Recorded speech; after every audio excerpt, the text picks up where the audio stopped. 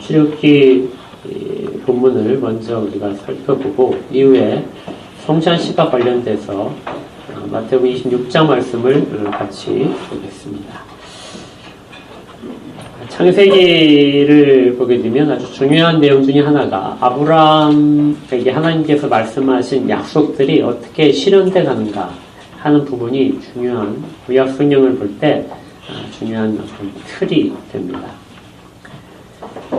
하나님께서는 갈대아 우르에 살고 있던 아브라함이라는 한 사람을 찾아가셔서 만나주셨어요. 그리고 그에게 약속을 하셨습니다. 내가 너에게 한 땅을 보여줄 것인데 그 땅에 가겠느냐. 그리고 그 땅에 가게 되면 그 땅에서 너로 하여금 큰 민족을 이루게 하겠다.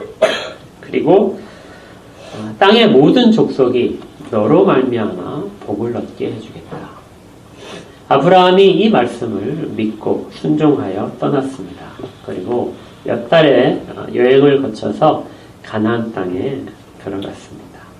지금의 이스라엘 땅이죠. 그가 도착한 지 얼마 후에 하나님께서 아브라함에게 다시 나타나셨습니다. 그리고 이때 아브라함이 좀 불안해하고 있었는데요. 그때 창세기 15장을 보니까 이렇게 말씀하세요. 그를 이끌고 밖으로 나가 이르시되 하늘 우러러 무뼈를 셀 수 있나 보라. 또 그에게 이르시되 내 자손이 이와 같으리라. 아브라함이 여호와를 믿으니 여호와께서 이를 그의 의로 여기시고 또 그에게 이르시되 나는 이 땅을 내게 주어 소유를 삼게 하려고 너를 갈대아인의 우르에서 이끌어낸 여호와니라. 그 땅에 도착했을 때 하나님께서 이 땅을 내가 너와 너의 후손에게 줄 것이다. 너희의 소유로 삼게 해주겠다. 그리고 이 땅에서 너희의 자손이 번성할 것이다 하는 약속을 다시 한번 하십니다. 그리고 이 약속을 다시 명확하게 하시기 위하여 언약식을 거행을 하시죠. 하나님께서는 사람들이 그냥 말로만 듣고 나서 그것을 잊어버릴까봐 또 사람들이 그냥 단순하게 그냥 지나가는 말로 이렇게 소홀히 여길까봐 아주 굳건한 피로 맺어지는 생명을 담보하라 하는 언약을 맺으십니다. 그것이 창세기 15장에서 계속해서 나오는데요. 창세기 15장 17절에서 해가 져서 어두울 때 연기 나는 화로가 보이며 타는 횃불이 쪼갠 고기 사이로 지나갔다. 재물을 준비하고 그걸 쪼개놨는데요. 하나님께서 그것을 홀로 지나가시면서 이 언약을 깨게 되면 죽음으로 갚아야 된다. 생명으로 갚아야 된다는 것을 언약식에서 내주셨습니다. 그리고 다시 한번 또 약속을 하세요. 그날에 여호와께서 아브라함과 더불어 언약을 세워 이르시되 내가 이 땅을 애굽 강에서부터 큰 강 유브라데까지 내 자손에게 주겠다. 하나님의 약속은 한 번으로 성립되는 것이 아니고요. 사람들이 그것을 지겨울 정도로 받을 때까지 계속해서 반복적으로 말씀을 하십니다. 아브라함에게도 동일한 일을 하셨고요. 아브라함은 그래서 그 땅을 하나님이 자기가 지금 딛고 있는 땅을 하나님께서 주실 것이라는 것, 자기 후손들에게 주실 것이라는 것을 굳건히 믿게 되었습니다. 그런데 이날부터 실제로 이 땅에 들어가서 그 땅을 차지하고 사는 데까지 시간은 아주 긴 시간이 걸립니다.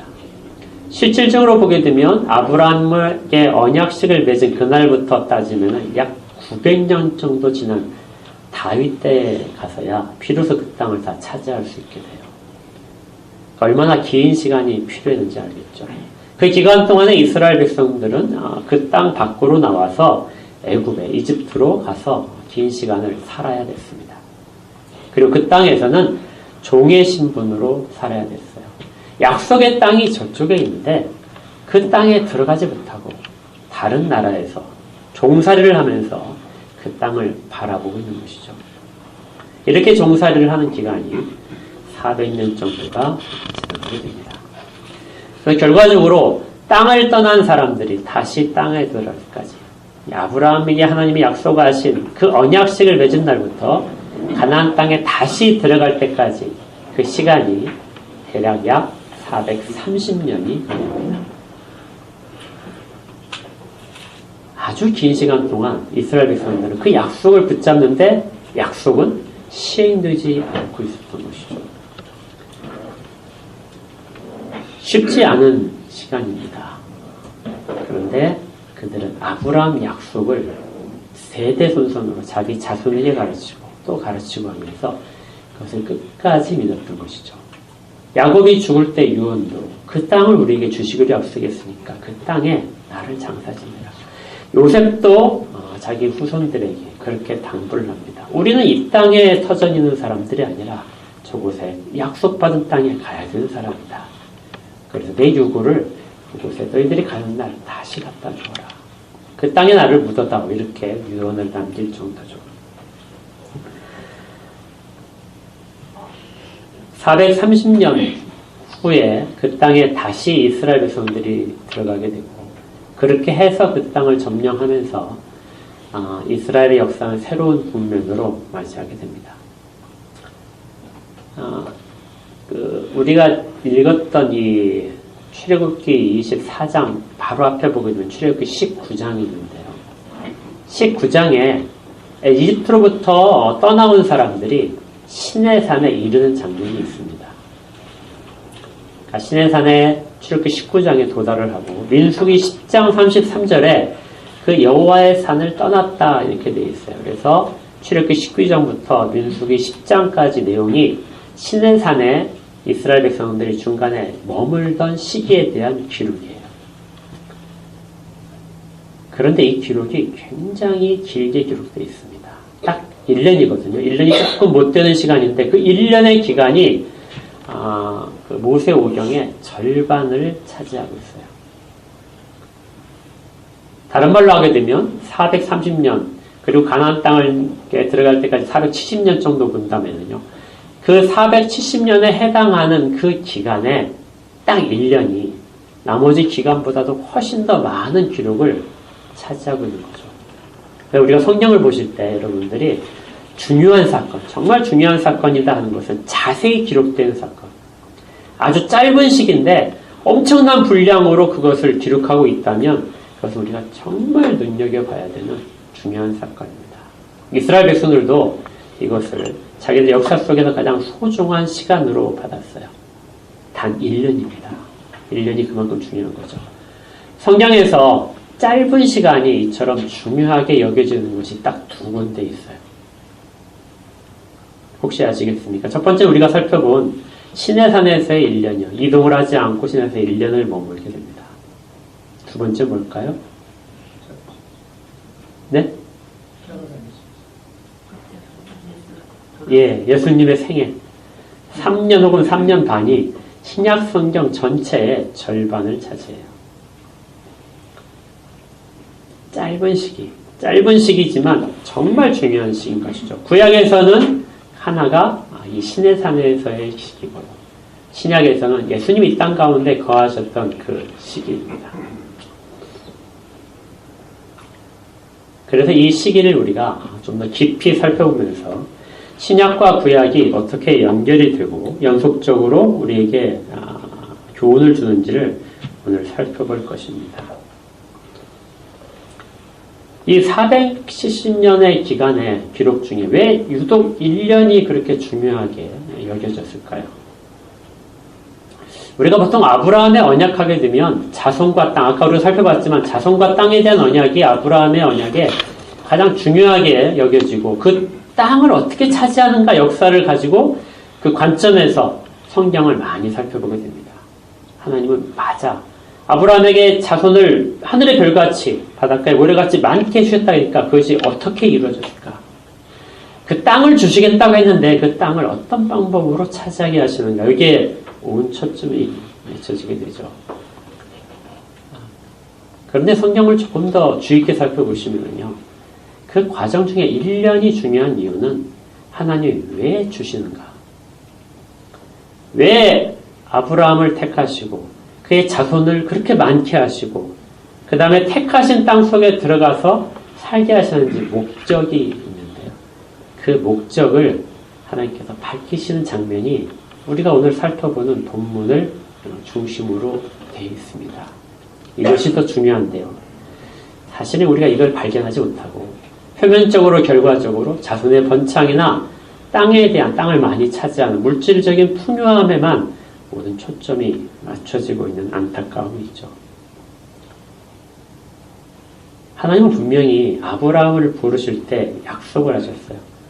모든 족속이 너로 말미암아 복을 받을 것이다. 이것이 하나님께서 아브라함을 부르신 목적입니다.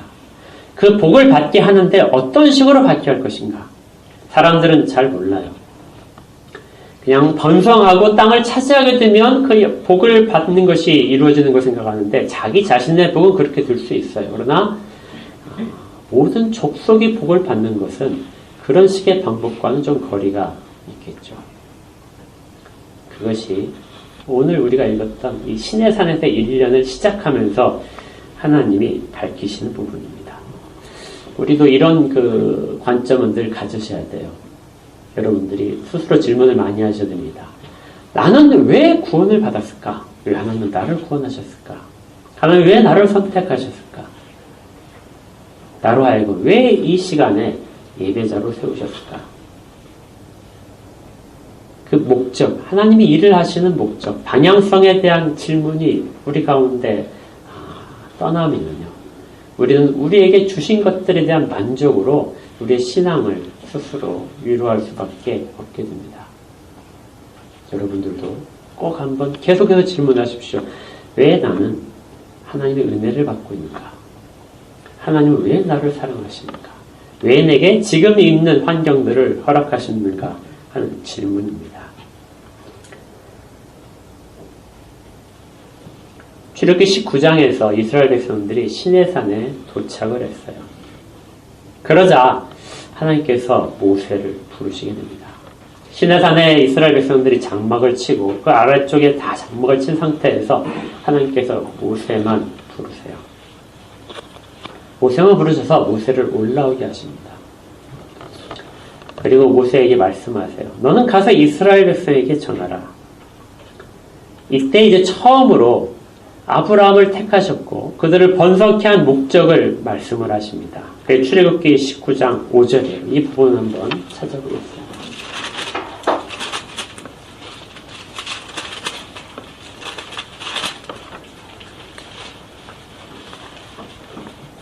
(5절) (6절) 같이 읽겠습니다. 시작.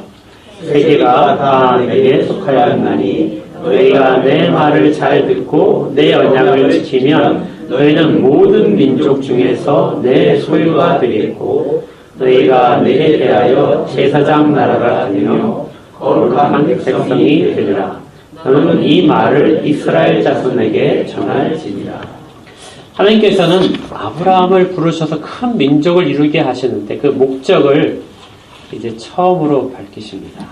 너희들이 나에 대하여 제사장 나라가 될 것이다. 그리고 거룩한 백성이 될 것이다. 그러니까 하나님께서 모든 족속이 너로 말미암아 복을 받을 것이라고 하는데 어떻게 복을 받느냐 하는 그 방법을 알려주시는데 너희가 내게 대하여 하나님께 대하여 제사장 나라의 역할을 함으로써 모든 족속에게 복을 줄 것이라는 것이죠. 너희가 내 앞에서 거룩한 백성으로 살면서 세상 모든 족속에게 거룩한 것이 무엇인가를 가르치게 될 것이라는 것입니다. 그것이 이스라엘 백성들이 받는 복이고 그리고 그 복이 모든 사람에게 흘러나가서 그것이 모든 사람에게 복이 되는 것이죠.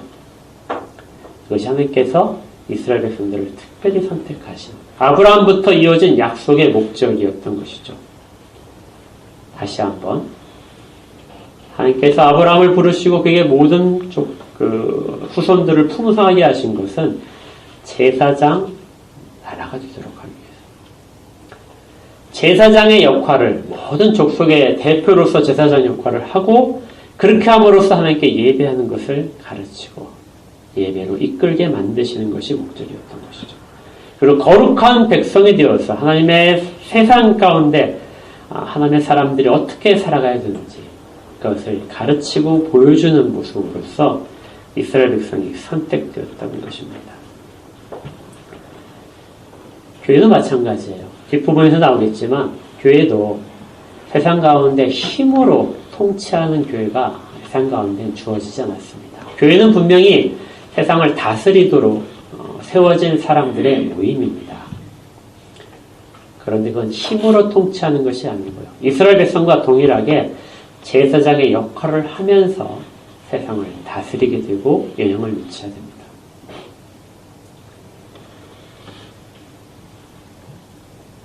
하나님께서 이것을 모세를 통하여 처음으로 밝히셨어요. 이때 있는 나온 말 중에 거룩한 제사장 나라, 거룩한 백성이라는 말이 있어요. 이 말이 아주 중요합니다. 거룩한 백성의 거룩하다는 뜻은 이전까지 오로지 하나님께만 사용되는 말이에요. 사람에게는 사용된 적이 없어요. 하나님께만 사용되는 말씀을, 그 단어들을 하나님께서 지금 사람에게, 특별히 지금 시내산에 도착해서 저 멀리 있는 사람들에게 너희가 거룩한 백성이 될 것이다 하고 선언을 해주십니다. 이스라엘 백성들은 거룩과는 지금 좀 거리가 멀어요. 그들은 홍해를 건넜을 때 바로 우리가 마실 물이 없다고 막 하나님을 막 원망했습니다. 먹을 것이 없다고도 원망을 했고요. 그리고 또 외형적으로도 이집트를 떠나와서 광야사에 들어와서 지금 시내산에 도달할 때까지가 약 45일이 걸렸거든요. 45일 동안 목욕 한 번 못했어요. 빨래도 못했습니다. 마실 물도 없는데 옷을 빨래를 하겠어요. 정말 지저분한 상태로 계속해서 왔고 이제 처음으로 시내산에서 정착을 하는 거예요. 그러니 그들에게 어디 거룩한 모습이 있겠습니까? 근데 하나님께서는 그들을 거룩한 백성으로 삼겠다. 하나님께만 사용되는 호칭을 내가 너희에게 주겠다. 하나님 같이 너희들을 세워주겠다 하고 약속을 하십니다. 근데 그 거룩한 백성이 되는 것은 제사장의 역할을 하기 위해서 그래요. 제사장은 부정한 몸으로 설 수 없는 존재입니다.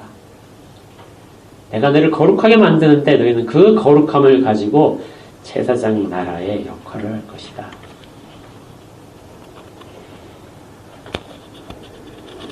하나님께서 이렇게 모세에게 말씀을 하시자 모세가 이 말씀을 듣고 이스라엘 백성들에게 내려갔습니다. 내려가서 백성들에게 하나님께서 이렇게 말씀하시면서 너희들을 제사장 나라로 삼으시겠대. 너희를 거룩한 백성을 하나님의 소유로 삼으시겠다고 하신다. 너희가 이것을 동의하느냐 하고 묻게 돼요. 그러자 이스라엘 백성들이 한결같이 우리가 그렇게 하겠습니다 하고 말을 합니다. 8절에 보시면은 19장 8절에 백성이 일제히 응답하여 이르되 여호와께서 명령하신 대로 우리가 다 행하겠습니다. 무엇을 말씀하시든지 간에 우리가 다 행하겠습니다. 우리로 하여금 제사장 나라가 되게 한다면 제사장 나라가 되겠습니다. 거룩한 백성이 되게 한다면 거룩한 백성이 되겠습니다 하고 모두를 다 그렇게 인정을 합니다. 그러자 모세가 백성의 말을 다시 여호와께 올라가서 전합니다. 백성들은 여호와께 갈 수가 없었어요. 그 아직 부정한 상태라서 하나님께 가까이 가는 것은 전혀 허용되지 않습니다. 유일하게 한 사람 모세만 하나님께서 허용을 하셨던 것이죠. 여호와께서 빨간 구름 가운데서 모세와 계속해서 말씀하십니다. 그리고 이제 다시 내려가서 그들에게 이 약속의 언약식을 할 수 있도록 준비를 시켜라.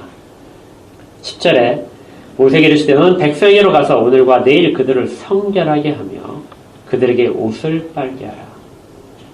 외형적으로도 너희들이 깨끗하게 씻고 그리고 부정한 일들을 하지 말아라. 그리고 옷도 빨아서 입어라. 그렇게 준비한 다음에 셋째 날을 기다리라. 셋째 날에다 여호와가 시내산에서 강림해서 너희 온 사람들에게 내가 임한 것을 나타낼 것이다. 12절에 그러면서 이렇게 경고를 하십니다. 너는 백성을 위하여 주위에 경계를 정하고 이르기를 너희는 삼가 산에 오르거나 그 경계를 침범하지 말지니 산을 침범하는 자는 반드시 죽임을 당할 것이다. 하나님께서 제사장 나라로 삼으시고 거룩한 백성으로 삼지만 그 하나님의 산에 올라갈 수 있는 사람은 아무도 없다는 거예요. 경계선을 쳐놓고 그 밖에만 너희들이 머무를 수 있다.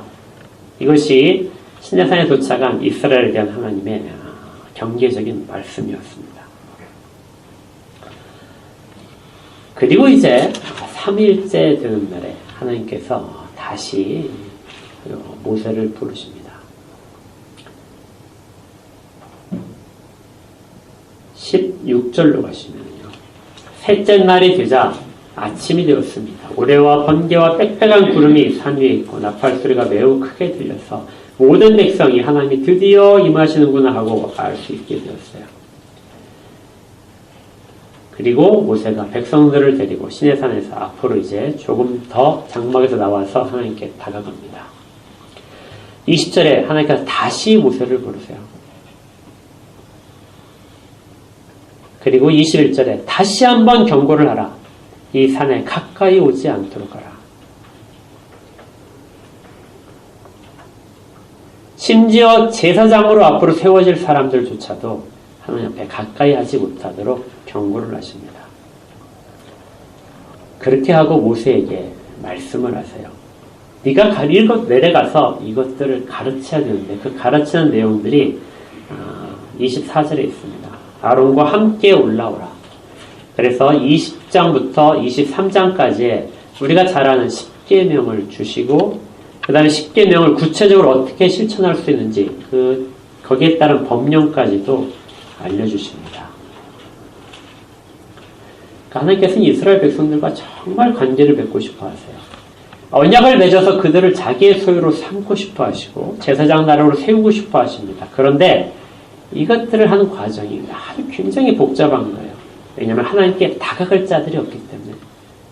아무리 사람들을 거룩하게 만들고 싶다 하더라도 사람들은 부정하기 때문에 하나님께 가까이 다가갈 수 없던 한계가 있는 것이죠. 그래서 모세와 아론을 통하여 백성들에게 법을 선포하시는 것입니다. 이렇게 해서 이스라엘 백성이 하나님 앞에 법을 받게 돼요. 그리고 이제 다시 모세가 내려갑니다. 내려가서 하나님께서 이런 법들을 선포하신다. 이것들을 너희들이 구체적으로 듣고 하겠다고 마음이 든다면 동의를 해라. 이스라엘 백성들이 이걸 다 들었어요. 그리고 동의를 했습니다. 그러자 모세가 이것을 글로 남깁니다. 기록으로 써서 아마 양피지에 썼겠죠. 양피지에 써서 이스라엘 백성들이 동의한 모든 내용을 10계명을 모세가 기록을 해서 남겨놓습니다. 그리고 그 다음날 아침이 되었어요. 이것이 우리가 이제 아는 77절, 구약에서 77절 아니면 오순절이라고 말하는 율법을 받은 날입니다. 나중에 신약에 가게 되면 이날에 성령이 강림하시는 날이 돼요. 드디어 율법을 받고 언약식을 맺는 날이 되었습니다. 이때 이제 소들을 잡게 돼요. 소들을 잡아서 그의 절반을 제단에 뿌립니다. 그리고 7절에 이렇게 된 거죠. 언약서를 가져다가 백성에게 낭독하여 다시 듣게 합니다. 그러니까 최종적으로 언약식을 하기 전에 마지막으로 한 번 더 물어보는 거예요. 우리도 결혼식 하기 전에 마지막으로 한 번 물어요. 서로 사랑하는 걸 다 아는데 마지막으로 한 번 다시 묻잖아요. 정말 사랑하느냐, 변하지 않겠느냐 하고 확인을 한 번 하잖아요. 똑같습니다. 모세가 언약서를 가지고 백성들 앞에서 읽었어요. 그래서 7절에 그들이 이르되 여호와의 모든 말씀을 우리가 준행하겠습니다. 하나도 빠짐없이 그 모든 것들을 준행하겠습니다. 제사장 나라로 살아가는데 필요한 모든 방식들, 모든 규칙들, 그것들을 우리가 다 그대로 지키겠습니다. 얼마나 감격적인 장면인지 몰라요. 그리고 8절에 모세가 그 피를 가지고 백성에게 뿌리며 나머지 반절의 피가 남아있겠죠. 그것을 백성들에게 뿌리는 것이죠. 이는 여호와께서 이 모든 말씀에 대하여 너희와 세우신 언약의 피니라. 이렇게 피를 뿌림으로 말미암아서 우리가 그 법률을 만들고 나면 이렇게 꽝꽝꽝 하고 선포를 하잖아요. 피 뿌림이 바로 그런 역할입니다. 앞에서 아브라함과 언약을 맺으신 다음에 말씀을 하신 다음에 언약식을 했었잖아요. 거기에 쪼갠 고기 사이로 하나님께서 횃불로 지나가셨잖아요. 동일하게 언약식을 맺는데 이번에 피를 뿌리면서 백성들에게 피를 뿌리면서 그 일을 하게 됩니다. 여기에서 이제 중요한 표현 하나가 나와요. 9절에 모세와 아론과 나답과 아비후 아론은 대제사장으로 선택받은 사람이고 나답과 아비후는 아론의 아들들입니다. 이게 제사장 역할을 이제 대제사장을 맡을 사람들이죠. 그리고 이스라엘의 모든 대표들 장로 70인을 올라오게 하게 하세요. 1절에 보게 되면 이 부분을 이렇게 기록하고 있습니다. 너는 아론과 나답과 아비후와 이스라엘 장로 70명과 함께 여호와께로 올라와 멀리서 경배하라. 너 모세만 여호와께 가까이 나오고 그들은 가까이 나오지 말며 백성들은 너와 함께 올라오지 말지니라. 그러니까 어떻게 하시냐면요. 이전까지는 백성들이 시내산에 전혀 접근을 할 수가 없었어요. 그런데 지금 하나님께서 뭐라고 말씀하시냐면 이제 이스라엘 대표들을 데리고 제사장과 이스라엘 장로들을 데리고 내게 가까이 나와라. 그들만 조금 더 가까이 나올 수 있게 하는 것이죠. 그리고 그들은 저 멀리 떨어진 상태에서 모세 너만 다시 나한테 가까이 와라. 이렇게 하나님께서 말씀하십니다. 변하고 있어요. 10절로 가시면 이 사람들이 이제 산에 올라갔습니다. 아마 빽빽하게 구름 가운데 있는 하나님의 임재 속에서 구름을 뚫고 올라간 것 같아요. 구름을 뚫고 올라가자 하늘이 맑게 개이게 됩니다. 거기에서 그들이 이스라엘의 하나님을 보았어요. 지금까지는 감추어졌던 하나님, 백성 가운데 전혀 볼 수 있도록 빽빽한 구름 속에서 우레와 번개 속에서 나타나시고 임재하셨던 하나님이 백성의 대표들 가운데 하나님을 나타내신 것이죠. 그들이 본 하나님은 발 아래는 청옥을 편 듯하고 하늘같이 청명하더라. 모든 구름 위에서 하나님을 만나고 있는 것입니다. 그리고 11절에 하나님이 이스라엘 자손의 존귀한 자들에게 손을 대지 아니하셨고 그들은 하나님을 뵙고 먹고 마셨다. 여기 중요한 표현입니다. 하나님이 누구나 다 내게 가까이 다가오게 되면 다 죽을 것이다 말씀하셨거든요.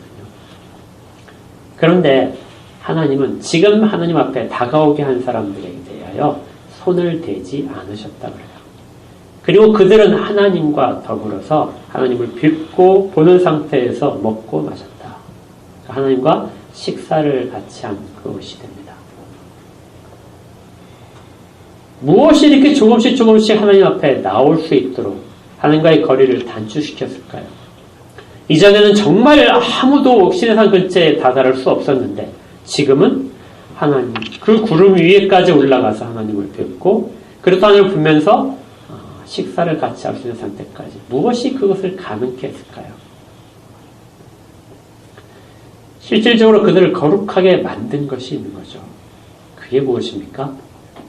피입니다. 언약의 피예요. 언약의 피가 뿌려지로 말미암아 그들은 하나님 앞에 가까이 다가갈 수 있는 사람들이 되었던 것이죠. 말씀과 함께 언약의 피가 뿌려져야 하나님을 뵙고도 살아남을 수 있습니다.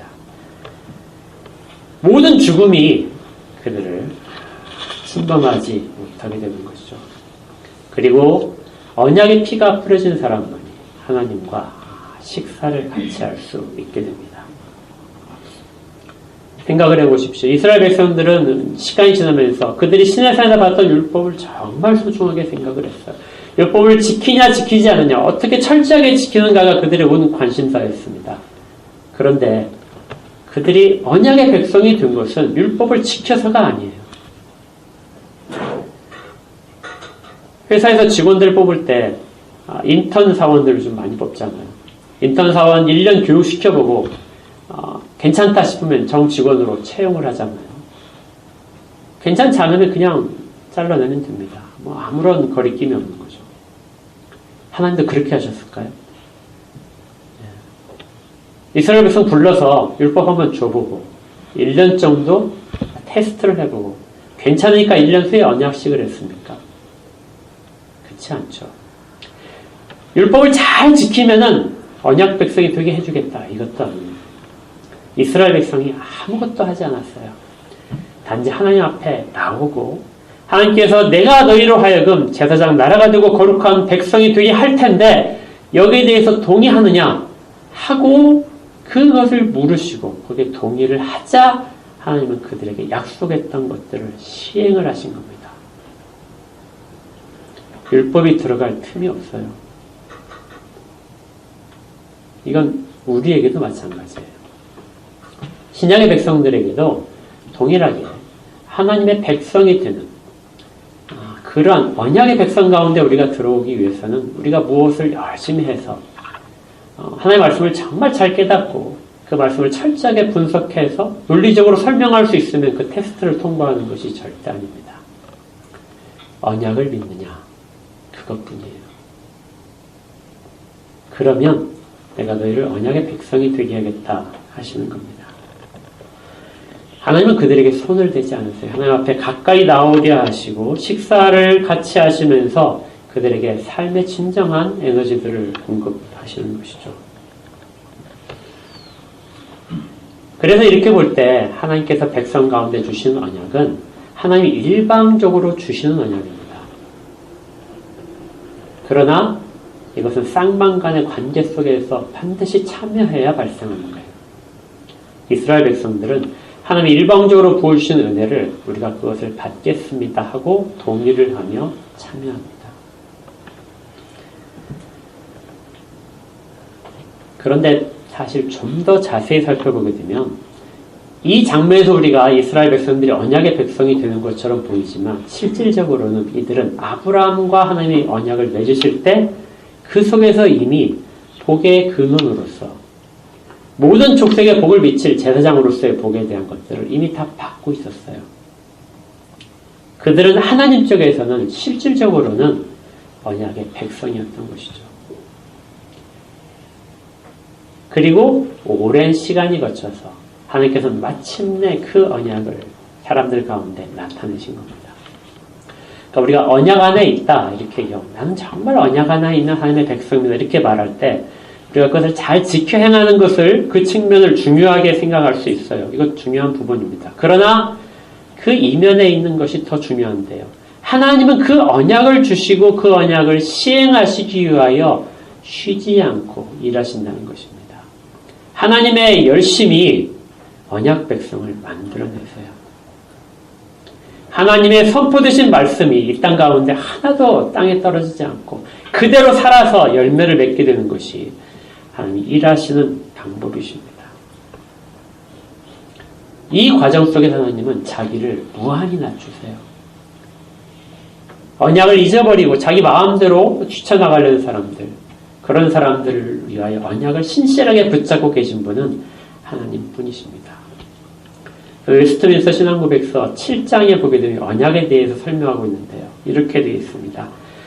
하나님과 피조물의 차이는 너무나 크다. 따라서 이성적 피조물은 그들의 창조자에게 순종할 의무가 있는 한편 이러한 순종을 근거로 그들은 결코 그분으로부터 축복과 보상을 얻어낼 수 없다.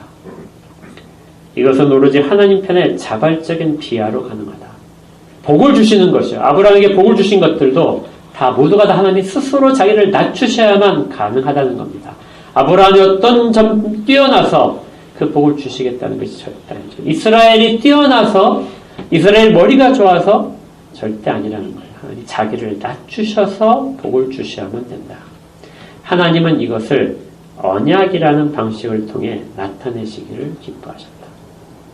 언약은 그러니까 하나님이 자기를 낮추시는 방법이에요. 복을 주시기 위해서 하나님이 자기를 낮춰서 사람들의 눈높이에 맞춰서 사람들의 이해 수준에 맞춰서 설명해 주는 것이 그게 언약이라는 것입니다. 아브라함에게 그렇게 하셨고 지금 시간이 430년이 지나서 이스라엘 백성들 앞에서 다시 한번 그것을 상기시켜 주시는 것이죠. 그러나 그들이 하나님께서 그들에게 손을 대지 않으셨다 하더라도 지금 이스라엘 백성들 가운데는 한계가 있다는 것을 알고 있어요. 이 언약식은 아무리 언약식이 맺어졌다 할지라도 하나님은 일정한 경계 이상을 넘지 않게 하셨습니다. 그렇죠? 24장 1절에 그들은 멀리서 있어야 됐어요. 백성들로부터 상당히 앞에까지 오고 구름 위에까지 올라오게 만들어 주셨지만 여전히 하나님부터 멀리 떨어졌습니다. 그래서 멀리 떨어진 상태에서 식탁 교제를 한 것이죠. 이것은 이스라엘 백성들에게 앞으로 도래할 세상, 언젠가는 하나님과 더 가까이 다가가서 마치 모세가 했던 것처럼 하나님과 대면하여 보면서 식사를 하는, 누구나가 다 그렇게 갈 수 있는 그러한 때가 올 것이라는 것을 기다리게 만들었습니다. 선지자들이 이것을 반복해서 계속해서 예언을 했죠. 예레미야 31장 31절을 보게 되면 이렇게 되어 있어요. 여호와의 말씀이니라. 보라, 날이 이르리니 내가 이스라엘 집과 유다 집에 새 언약을 맺으리라. 새 언약은 이제 거리가 사라지는 언약입니다. 하나님과 정말 깊이 교제할 수 있는 그 언약. 이 언약은 내가 그들의 조상들의 손을 잡고 애굽 땅에서 인도하여 내던 날에 맺은 것과 같지 아니할 것이다.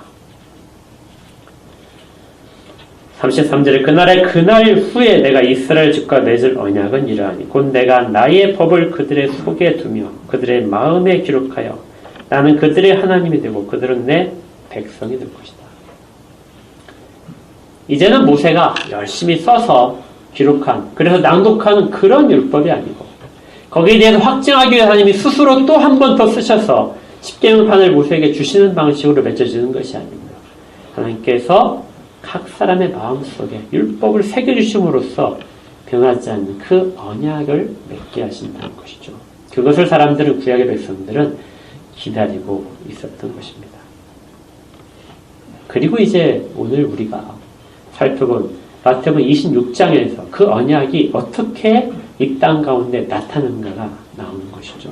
마태복음 26장 26절에서 27절에 또 잔을 가지사 감사기도 하시고 그들에게 주시며 이르시되 너희가 다 이것을 마시라. 이제는 핏뿌림을 받은 것으로 언약이 맺어졌는데요. 이제는 그렇지 않고 주께서 잔을 주시면 이것을 마시라 하십니다.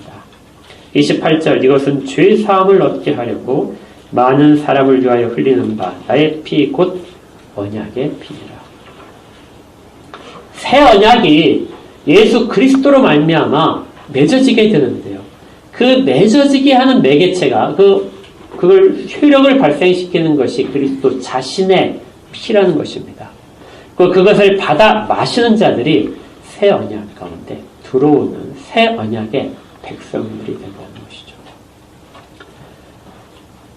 아브라함으로부터 시작됐던 모든 족속의 너로 말미암아 복을 받게 한다는 그 약속에 대한 시련은 실질적으로 가장 큰 복은 예수 그리스도께서 새 언약을 선포하시고 그 피를, 그 포도주를 사람들 가운데 마시게 하심으로써 그때야 비로소 이 땅 가운데 완전한 언약이 선포가 되게 됩니다.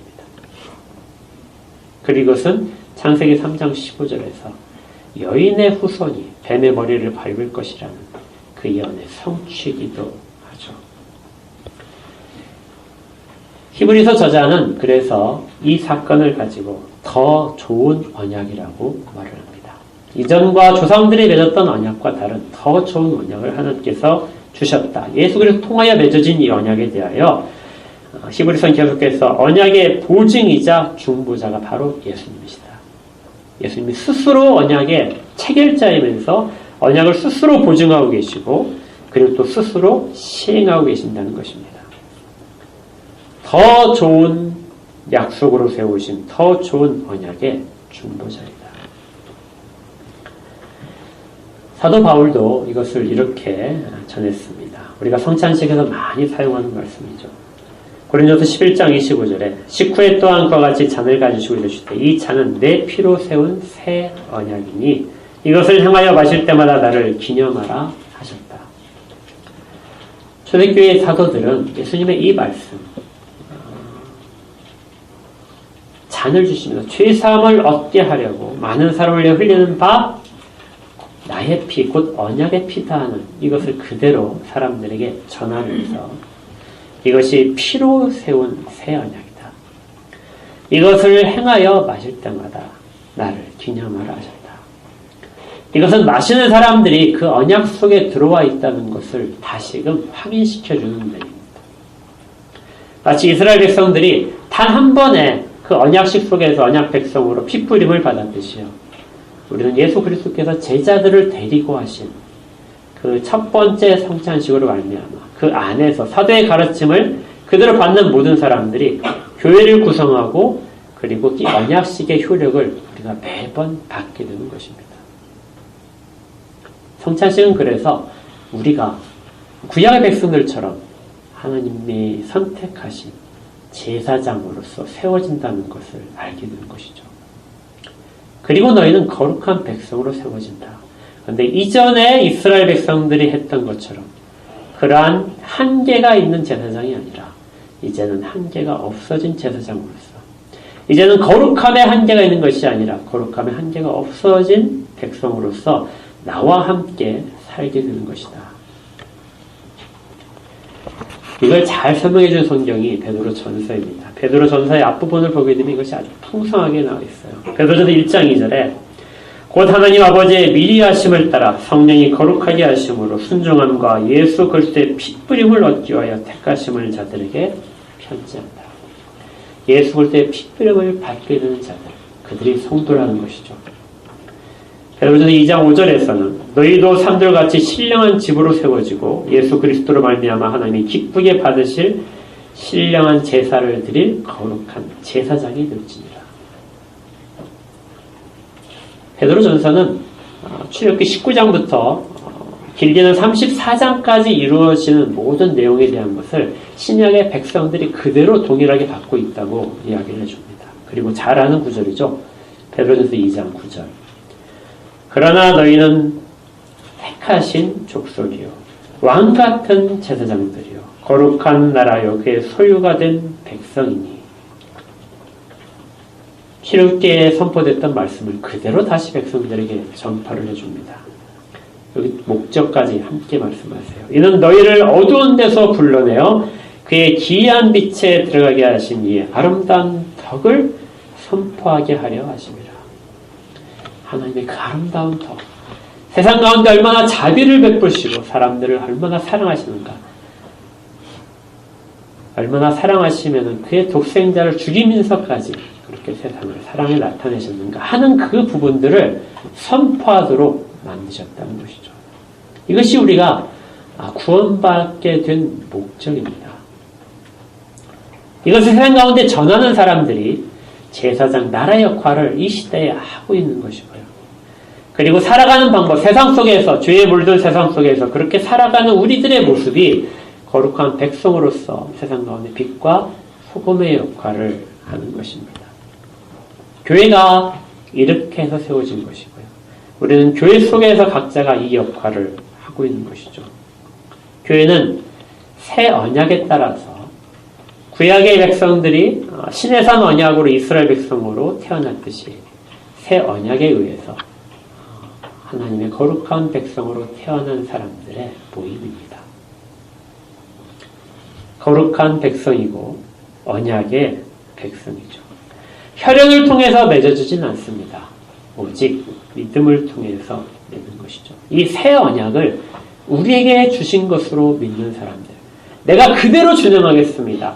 하나님께서 무엇을 말씀하시든지 내가 그대로 준행하겠습니다. 예수 그리스도의 하신 모든 말씀은 그것이 진리라는 그대로 내가 그대로 받겠습니다 하고 고백하는 사람들이 이 새 언약에 참여해서 그렇게 해서 그 언약의 피를 마셔서, 피뿌림과는 전혀 차원이 다르죠.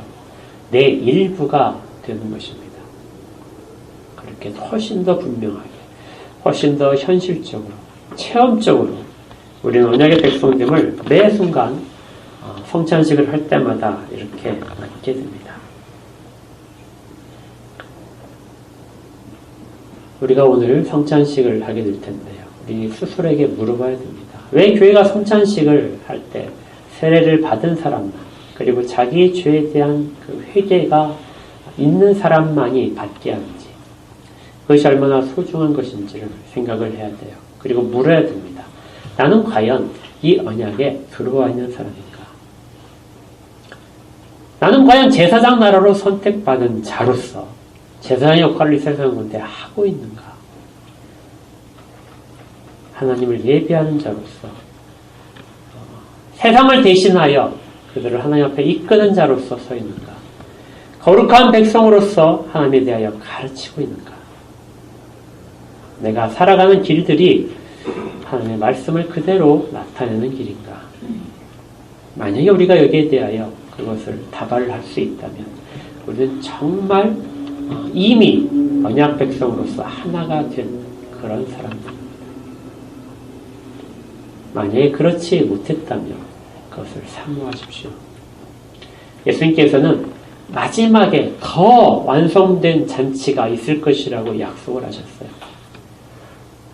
우리가 지금 성찬식을 하지만 이것도 역시 아주 극치에 달한 것은 아닙니다. 이스라엘 백성들이 저 멀리서 자기들끼리 상을 베풀고 먹었듯이 우리는 그렇게 먹지는 않죠. 우리는 영적으로 주님께서 임재하신 그 상황 속에서 주님과 같이 하게 됩니다. 그런데 실제적으로 주님이 우리와 같이 하나님 나라에서 난 곳으로 그렇게 식사를 하시겠다고 약속을 하셨어요. 그 날을 다시 바라보면서 우리는 중간 단계에 있는 것이죠. 우리가 제사장 역할을 정말 잘할 때 이때 우리는 이 땅 가운데 이미 임한 하나님 나라 속에서 그 식사를 하고 있는 것이고요. 그리고 나중에 정말 거기에 참여하게 될 것입니다. 우리가 다 이렇게 되기를 진심으로 소망합니다. 이 소망하는 사람들은 오늘 성찬을 통하여 실제적으로 예수 그리스도와 연합되는 것을 다시 확인할 수 있습니다. 그리고 지금도 우리를 위하여 역사하고 계시고 중보하고 계시는 예수 그리스도의 그 모든 은혜의 방편들을 성찬을 통하여 우리 깊은 곳까지 받아들일 수 있게 됩니다. 우리가 다 이렇게 되기를 소망합니다. 구원이 끝이 아니에요. 구원은 시작입니다. 출애굽한 백성들이 홍해를 건넌 것이 끝이 아니에요. 이집트로부터의 탈출이 끝이 아니고 가나안 땅으로 들어가는 것도 끝이 아닙니다. 그 속에서 제사장으로 사는 것이 그들의 목적이에요. 이집트의 병사들이 더 이상 쫓아오지 않는다고 해서 그들이 경건해진 것도 절대 아닙니다. 우리도 마찬가지입니다. 구원받았다고 해서 거기에서 안주하지 마십시오. 목표를 반드시 꼭 잊지 마십시오. 우리를 구원하신 그 하나님의 놀라우신 아름다운 덕을 세상 가운데 선포로 말미암아 모든 족속이 우리로 말미암아서 복을 받게 하는 것. 이 길을 우리가 오늘 또 가고 또 일주일의 삶 속에서도 여러분들이 이것을 담당하시기를 주의 이름으로 축복합니다. 함께 기도하겠습니다.